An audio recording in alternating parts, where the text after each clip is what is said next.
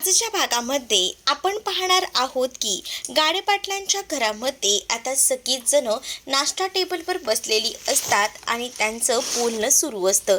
तर इकडे मात्र आता खूप जास्त धावपळ जी असते ती सिद्धूची असते, कारण सिद्धूची आज हळद असते आणि म्हणूनच सिद्धूने येलो कलरचा कुर्ता वगैरे घातलेला असतो आणि तो घाईत असतो. सिद्धूला एवढं घाईत बघून आजी म्हणत असते की काय रे तुझं. त्यावर सिद्धू म्हणतो की तुम्हाला काय आहे त्याचं, मला माहिती आहे तुम्हाला काही इंटरेस्ट नसणार आहे आणि म्हणूनच तर मी ठरवले माझी जी हळद आहे ना ती मी दैवी कुटुंबासोबतच साजरी करणार आहे. तसंही तू आता तिथेच जाशील, बरोबर आहे असं आता आजी म्हणत असते. मग तुम्ही माझी हळद साजरी करणार आहात का इथे? नाही ना. त्यापेक्षा मी दैवी कुटुंबात जाऊन मस्त भावनासोबतच माझी हळद साजरी करतो असं आता सिद्धू बोलत असतो. जेव्हा सिद्धू हे सगळं काही बोलतो ना तेव्हा मात्र आता इकडे अधिराज म्हणत असतो की असं काय करतोयस तू, थांब ना, आपण तुझी हळद इथे साजरी करूया. पण या सगळ्याला आता आजी नकार देते. आजी म्हणत असते की कशाला उगाच घरामध्ये हे सगळं काही. सिद्धू म्हणतो मला माहितीच आहे तुम्हा लोकांना काही गरज नाही येते, मी मी जाऊ शकतो आणि माझी मी हळद तिथे जाऊन साजरी करू शकतो. रेणुका म्हणत असते की मला यायची खूप जास्त इच्छा आहे, मी येऊ का तुझ्यासोबत. पण तेवढ्यातच ना नीलांबरी तिथे येते. नीलांबरी आता रेणुकाला म्हणत असते की आई तुम्ही नका जाऊ, तसंही तुम्हाला माहिती आहे ना घरात किती काय काय बोललं जातं, त्यापेक्षा तुम्ही इथेच थांबा, मी पटकन आहे ना त्याच्यासोबत जाऊन येते. चालेल ना सिद्धू, मी तुझ्यासोबत आली तर, असंही आता मुद्दामूनच नीलांबरी विचारते. मग नीलांबरीने हळदसुद्धा तयार केलेली असते आजीच्या सांगण्यावरना. त्या हळदीमध्ये तिने काही ना काही मिक्स केलेलं असतं. तिचा मेन हेतू तोच तर असतो त्या हळदीत जाऊन भावनाचा तोंड खराब करायचं आणि त्याचसाठी तिनेही आता हळद तयार केलेली असते. जेव्हा ती आता हळद वगैरे तयार करते तेव्हा रेणुकाही तिला म्हणते की ठीक आहे, तू एवढीच तयारी केली आहेस ना तर तूच जा सिद्धूसोबत. मग आता ती सिद्धूसोबत जायला निघते. त्याच वेळेला सिद्धूही खूप जास्त खुश असतो की चला आपल्याकडनं कोणीतरी येते आणि ती सुद्धा हळद घेऊन. दुसरीकडे आता जानू जी आहे ती खूपच जास्त खुश असते, कारण जानूला आनंद वाटत असतो, कारण आज जानू भावनाची हळद असते म्हणून दारामध्ये छान अशी सुंदर रेखीव अशी रांगोळी काढत असते आणि तिचं कौतुक तर आता वरत करतच असतो. तेवढ्यातच ना आता तिथे जयंत आलेला असतो. जयंत लांबून हे सगळं पाहतो तेव्हा त्याला दिसतं की त्याची जानू रांगोळी काढते आणि जानूचा लुक वगैरे बघून ना जयंत फिदाच झालेला असतो, कारण तो चालत येताना धड पुढे बघतही नाही, तो सरळ चालूच येतो आणि त्यामुळेच ना खूप मोठा गोंधळ होतो. तर इकडे जानूने आता जी रांगोळीची वाटी बाहेर ठेवलेली असते ना तीच रांगोळीची वाटी जयंतकडनं मुद्दामून पुढे सरकवली जाते आणि त्यामुळे आता जे काही रंग वाटीमध्ये असतात ते सगळे काही तिथे पडले जातात. मग आता जानू खूप जास्त जोरजोरात ओरडू लागते, हे सगळं काय केलं तुम्ही, माझ्या रांगोळीची वाट लावली आणि तुमची हिंमत कशी झाली इथे यायची, तुम्हाला तर मी म्हटलं होतं की इथे यायचं नाही आणि तरीसुद्धा तुम्ही आलात. असं बोलूनच ना ती खूप जास्त हायपर झालेली असते आणि त्यानंतर ती त्याला तिकडनं हाकलवून देते. त्याच वेळेला तिथे आता श्रीनिवास आणि त्याचसोबत लक्ष्मीला रागारागात बाहेर जानू बोलवून घेते आणि मग ते लोकही बोलतात की काय झालं आहे नेमकं. त्याच वेळेला आता सांगू लागतात की मी तुम्हाला म्हटलं होतं ना की जयंत या प्रोग्राममध्ये यायला नको, म्हणजे मुळात त्याला घरातच घ्यायचं नाही आपल्याला, तरीसुद्धा तुम्ही त्याला इथे यायची परवानगी कशी काय दिली. त्यावेळेतच आता सिद्धू दारावर आलेला असतो आणि नीलांबरीसुद्धा. मग आता सिद्धू दारावर आलेला असतो म्हणून तो विषय तिथे स्टॉप केला जातो. त्या लोकांना उत्तर देण्यासाठी काहीच प्रश्न उरत नाही आणि त्यामुळेच ना आता इथे मात्र जेव्हा सिद्धू येतो तेव्हा सिद्धू आल्यामुळे आता हळदही आलेली असते की चला हळदीचा प्रोग्राम सुरू करायचा आहे, पण माझ्यासोबत ना माझा एक मित्रसुद्धा आलेला आहे, तुम्हाला माझ्या मित्राचं सुद्धा आदरातिथ्य करावं लागेल. माझ्या लहानपणापासूनचा तो मित्र आहे, तर तो मित्र दुसरा तिसरा कोणी नसून हा जयंत कानेटकरच होता. जयंत जेव्हा तिथे येतो ना तेव्हा मात्र आता सगळीच जण पाहतच राहतात सिद्धूचा तो मित्र आहे बघून. त्यावर जीच खरंच हा तुझा मित्र आहे का असं जानू म्हणते. मग आता इकडे असताना लक्ष्मी म्हणते की हे तर ह्यांचे बॉस आहेत आणि जानूचे सुद्धा, मग आता तुझा मित्र आहे का हे. मग आता लगेच सिद्धू म्हणतो दुनिया पण कशी गोल आहे ना, की कशी ओळख पटली ती बघा ना, हे सगळं कसं झालंय ते, असं बोलूनच ना मुद्दामूनच तो आता हे सगळं काही फिरवत असतो आणि मग बोलत असतो की माझ्या जीजूला इथे मी तर यायची परवानगी देईन पण ह्या मित्राला नाही. पण सिद्धू म्हणत असतो की असं काय करतेस जान्हवी, प्लीज ना, हा माझा मित्र आहे लहानपणापासूनचा, मग त्यालाही माझ्या लग्नामध्ये सहभाग घेऊ दे ना. मग आता जानू म्हणते की खरंच हा तुमचा मित्र आहे का, असं बोलून ना आता जानू त्याची उलट तपासणी घ्यायला सुरुवात करते. म्हणजेच आता जयंतला ती प्रश्न विचारू लागते. तर इकडे जयंतला ती म्हणत असते की तुला असं वाटतंय का की हा तुझा मित्र आहे आणि मी या गोष्टीवर विश्वास ठेवेन, मग मला सांग की जितच्या आवडीचा रंग कोणता आहे. तर तिथे आता गुलाबी रंगाची वाटी रांगोळीची भरलेली असते. मग आता जयंत म्हणतो सिद्धूचा आवडीचा रंग जो आहे ना तो गुलाबी आहे. त्यांनी आता असं म्हटल्याबरोबर इकडे मात्र जानू शांत राहते. मग आता जयंतला काय खायला आवडतं असंही आता ती सिद्धूला विचारते. त्यावर आता सिद्धू सांगत असतो की ह्याला ना ठेल्यावरची पाणीपुरी आवडते. मग जयंत काय त्याला आत घरात शिरायचे म्हटल्यावर होला हो म्हणतो. मग आता झाली का परीक्षा, का इथेच आता आम्हाला तात्काळात उभं करणार आहे, असंही सिद्धू आता जानूला विचारतो. त्याबरोबर ती म्हणते की ठीक आहे चालेल. मग आता ती त्याला घरात घेते. पण तिच्या मनामध्ये खूप जास्त प्रश्न असतात आणि तिला आता या प्रश्नांची उत्तरं थोडी का होईना भेटलेली असतात.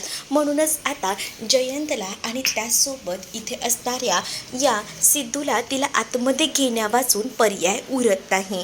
तिला आता म्हटलं जातं की झालेत ना प्रश्न विचारून, चला आता आपण आतमध्ये जाऊया. निलांबरीने येताना हळदही आणलेली असते आणि म्हणूनच लक्ष्मी आणि श्रीनिवास देखील जानूला आता सांगतात की पुरे झालं, बस झालं. आणि निलांबरी आता हळद घेऊनच आतमध्ये जाते. पण जानूला ना हा जयंत आलेला असतो ना या गोष्टीचा खूपच जास्त राग आलेला असतो आणि ती आता रागातच पाहत असते. दुसरीकडे लक्ष्मी आता आजींशी बोलत असते. आजींना म्हणत असते की आज भावनाचं लग्न आहे. खरं तर या आधीसुद्धा भावनाचं आणि सिद्धूचं लग्न झालं होतं, पण त्यावेळेला ना भावना या लग्नासाठी मनापासून तयार नव्हती.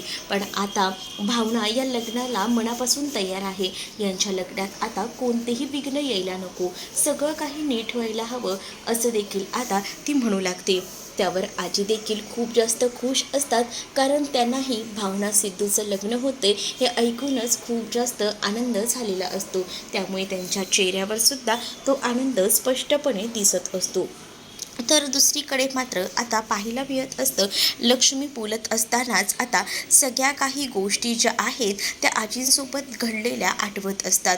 खरंच आपल्याला लाख मोलाचे जावई भेटलेले आहेत, असे जावई कुठे शोधूनही सापडणार नाही असं लक्ष्मी बोलत असते. त्याच वेळेला आजीला जयंतने तिच्यासोबत केलेला तो प्रसंग आठवू लागतो. तिच्या डोळ्यासमोर सारखं तेच येत असतं आणि त्यामुळेच ना आता तिला जयंतचा राग येत असतो. तेवढ्यातच जयंतही बेडरूममध्ये येतो. जयंत जसा बेडरूममध्ये येतो ना तेव्हा मात्र आता इकडे आजी त्याच्याकडेच पाहत राहते आणि आजीला आता कळतं की हा माणूस इथं आलेला आहे. पण दुसरीकडे मात्र आता लक्ष्मी बोलत असते, बघितलं का, आताच मी तुम्हाला आपले जावई किती मोठ्या मनाचे आहेत हे मी सांगितलं होतं ना, आताही बघा आपले जावई बापूस इथं आलेले आहेत. असं बोलूनच ती आता त्या जयंतला आतमध्ये घेते. जयंतला म्हणते की तुम्ही बरं झालं आलात, आम्हालाही बरं वाटलं की तुम्ही या प्रोग्रामसाठी असाल. या बोला, आजींशी बोलायचं असेल तर गप्पा मारून घ्या. असं बोलूनच आता लक्ष्मी आजींशी बोलण्यासाठी जयंतला तिथे थांबवते आणि त्यानंतर लक्ष्मी हिला बरीच कामं असतात, त्यामुळे आता आजींजवळच ती जयंतला ठेवते आणि तिकडनं निघून जाते. तर दुसरीकडे मात्र आजींना खूप जास्त भीती या जयंतची असते, कारण आधीसुद्धा या आजीचा गेम असाच झाला होता. कोणी नसतानाच या जयंतने आजीचा हा गेम केलेला होता आणि त्यामुळेच आतासुद्धा कोणीही नसतं आणि आजीमध्ये झालेले डेव्हलपमेंट, जी काही प्रोग्रेस असते ही मात्र आता दिसत असते या जयंतला. मग त्याला असं वाटत असतं की काही झालं तरीसुद्धा आजीमध्ये जर बदल झाले, आजीला सगळं काही समजायला लागलं तर आजी पुन्हा आपल्याबद्दल काहीतरी सांगून बसेल. पण या सगळ्या गोष्टी नको असतात आणि म्हणूनच तर ना आता तो आजीला मारून टाकायचा विचार पुन्हा करतो. उशी वगैरे घेतो आणि दाबून टाकत असतो.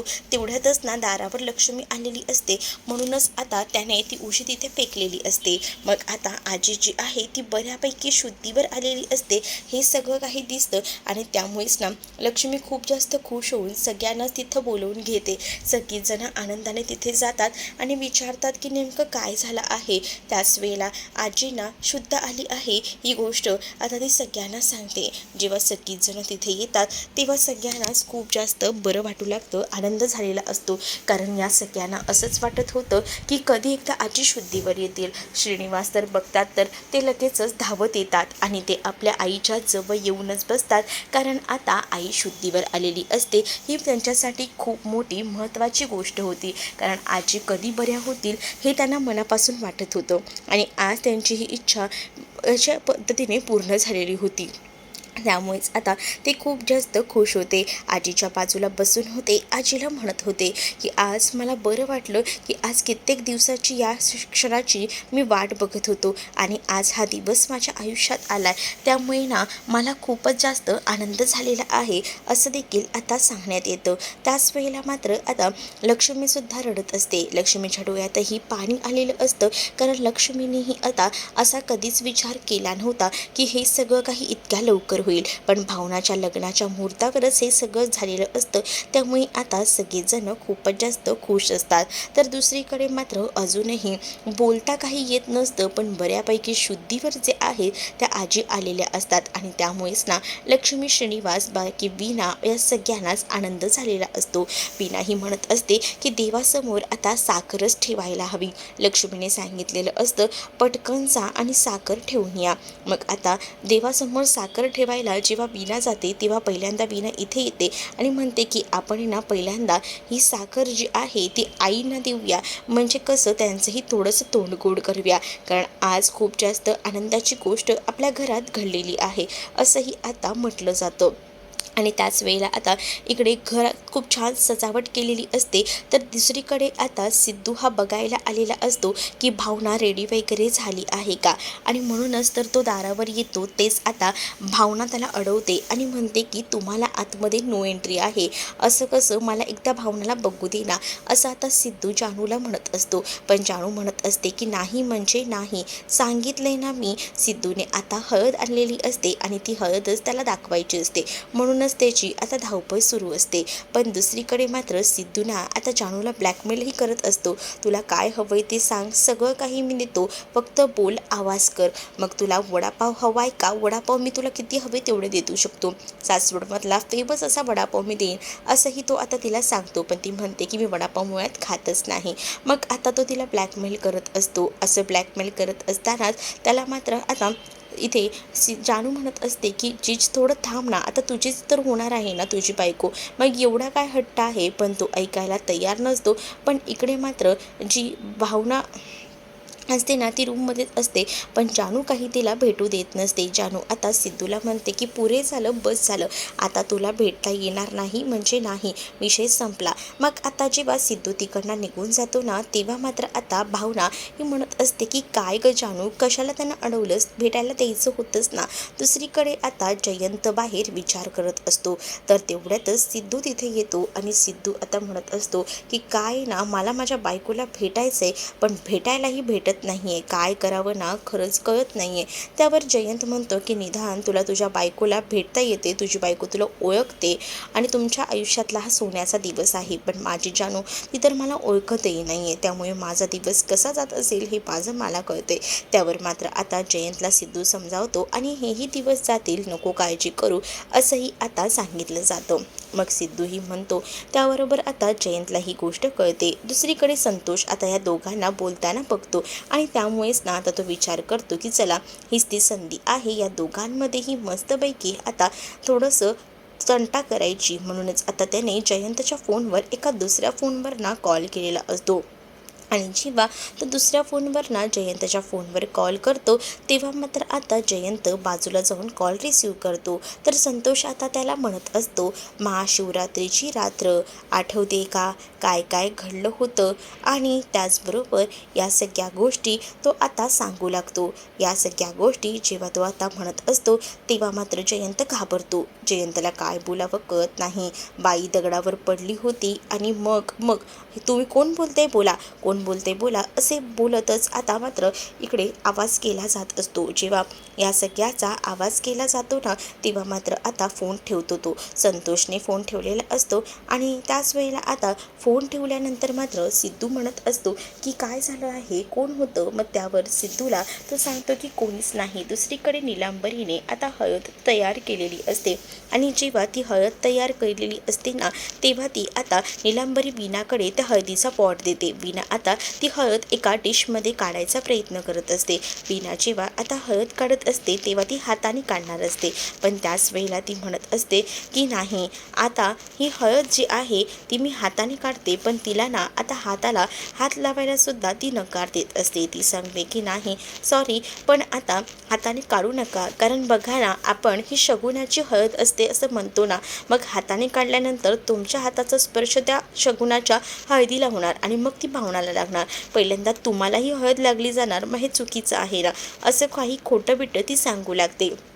जेव्हा आता हे सगळं काही ती बोलते तेव्हा मात्र आता इकडे असणाऱ्या या वीणाला ही गोष्ट पटते. वीणा म्हणत असते की हो बरोबर आहे तुझं, आणि म्हणूनच काय, मग आता वीणा जी आहे ती पटकन जाते आणि ती पटकन जाऊनच ना आता चमच्याने ती हळद काढू लागते, कारण चमच्यानेच ती हळद काढली तर त्याचं रिॲक्शन तिच्या हातावर होणार नाही हे माहिती असतं, आणि म्हणूनच तर तिने आता चमच्याने हळद काढायला सांगितलेली असते, जेणेकरून त्याचे कोणतेही निशाणे, कोणतंही जे खून आहे तिच्या हातावर येणार नाही. इकडे आता जोरदार तयारी तर झालेलीच असते, आणि त्याच वेळेला आता इकडे मात्र बसवलं जातं सिद्धूला पाठावर, आणि त्याच वेळेला आज तर मी तुला छान अशी हळद लावणार आहे असं तिला सिंचना म्हणत असते. ए सिंचना, मला हळदीने इतकंही रंगवू नकोसा, असंही तो आता म्हणत असतो. भावनालाही आता हळदीसाठी आणलं जाणार असतं. जेव्हा भावनाला हळदीसाठी आणलं जातं ना, तेव्हा मात्र आता सिद्धूची भावनाकडनं नजरच हटत नसते, कारण सिद्धू एकटक भावनाकडे पाहू लागतो. भावनाचं सौंदर्य तो न्याहाळत असतो. भावना खूपच गोड दिसत असते पिवळ्या रंगाच्या साडीमध्ये, म्हणूनच तो लगेचच आता तिथे जातो आणि तिच्याकडे जाऊनच तो आता तिच्याकडे पाहू लागतो, आणि त्या दोघांमध्येही छान असं रोमॅन्टिक सॉन्ग लागतं, आणि त्यामुळे दोघंही जण एकमेकांच्या जवळ येतात आणि त्यांच्यात रोमॅन्टिक असा छोटासा डान्सही दाखवलेला जातो.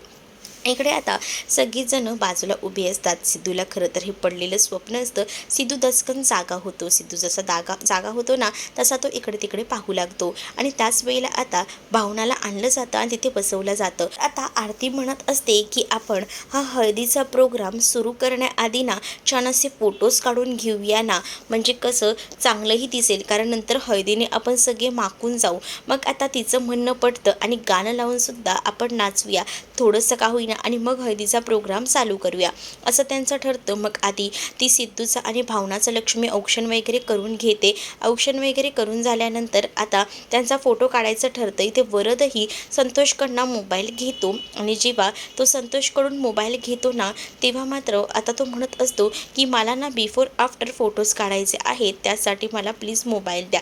आता वरदला संतोष मोबाईल द्यायला नाटकं करत असतो, पण आता नाईलाजास्तव का होईना त्याला मोबाईल हा द्यावाच लागतो. इकडे आता वरद सगळ्यांचे फोटोज मोबाईलमध्ये काढत असतो, आणि त्यानंतर आता गाणं लागतं.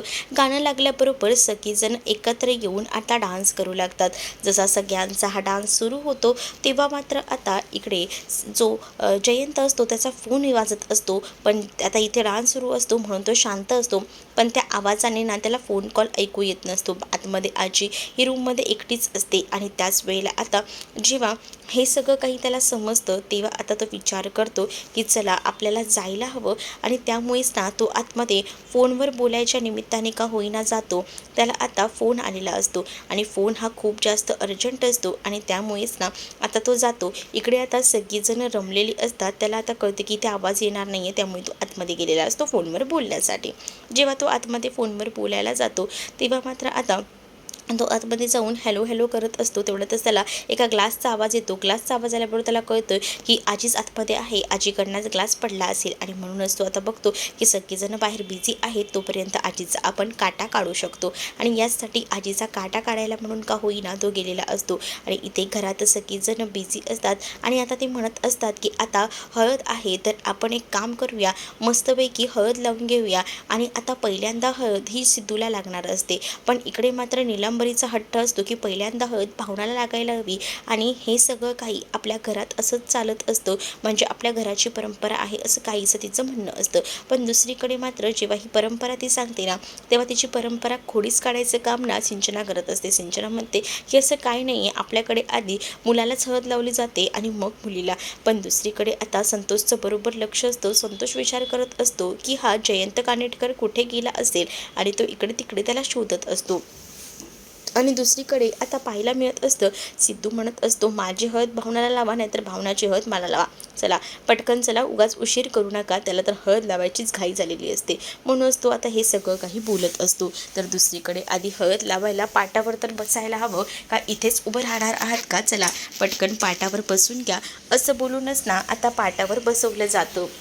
आणि जेव्हा आता त्यांना पाटावर बसवलं जातं ना, तेव्हा मात्र आता तो म्हणत असतो की काय चालले, तर जयंत आणि तिथेच विश्वासुद्धा आलेला असतो. विश्वा आल्यानंतर लक्ष्मी संतोषला सांगत असते की जरा ह्याला घेऊन जा ना आतमध्ये, आता चालायला ह्याला काय हवं नको ते बघ. मग संतोष विश्वाला घेऊन जात असतो. तर जयंत आता आजीच्या रूममध्ये जातो. आजीच्या रूममध्ये जसा जयंत जातो ना, तसं मात्र आता आजी त्याला बघते. जयंत तिच्या जवळ जातो, पण यावेळेला जयंत नाही तर आजीच जयंतवर हल्ला करते. जसं आता आजी जयंतवर हल्ला करते ना, तसे आता त्याचे दोन्ही डोळे ना ती जोरात दाबून काढते आणि त्याचे डोळे जोरात दाबल्याबरोबर त्याला दुखू लागतं, वेदना होऊ लागतात.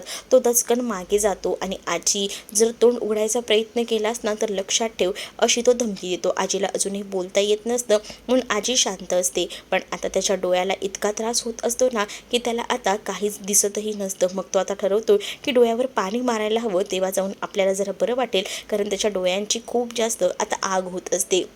म्हणूनच आता ही आग थंड करण्यासाठी त्याला जावं लागणार असतं. दुसरीकडे मात्र आता पाहायला मिळत असतं की इकडे जानू म्हणत असते की चला आपल्याला हळदीचा कार्यक्रम सुरू करायला हवा आणि ते हळदीचा कार्यक्रम सुरू होणार असतो. आणि तिकडे मात्र आता पुढील भागामध्ये जानूला हळद आणायला सांगितलेली असते म्हणून जानू हळद आणायला जाते. पण त्या हळदीमध्ये ना काहीतरी वेगळं वाटत असतं इथे असणाऱ्या या जयंतला. जयंत म्हणतो की मिस जान्हवी, या हळदीमध्ये प्रॉब्लेम दिसतोय. मग ती म्हणते की मला काही वाटत नाही आहे. पण त्यावेळेला तो हळदीमध्ये हात घालतो तेव्हा त्याला कळते की तिचे हात ना पूर्ण काळे काळे झालेले असतात, अक्षरशः डाग पडलेले असतात. आणि तेव्हा तो दाखवतो आणि म्हणतो की बघितलं का, मी तुम्हाला म्हटलं नाही हळदीमध्ये काहीतरी आहे गडबड, म्हणूनच मी तुम्हाला सांगितलं. बघितलं, आता तुम्ही ही हळद घेऊन जाऊ नका. आणि पुढील भागामध्ये आता जेव्हा जयंत आहे ना या आजीवर हल्ला करणार, तितक्यातच हे सगळं काही लक्ष्मीने पाहिलंय. मग आता नेमकं मालिकेत पुढे काय घडतं हे पाहणं इंटरेस्टिंग असणार आहे. तुम्ही जर आपल्या चॅनलवर नवीन असाल तर चॅनलला सबस्क्राईब नक्कीच करा. चला तर मग भेटूया पुढच्या भागामध्ये. तोपर्यंत टाटा, बाय.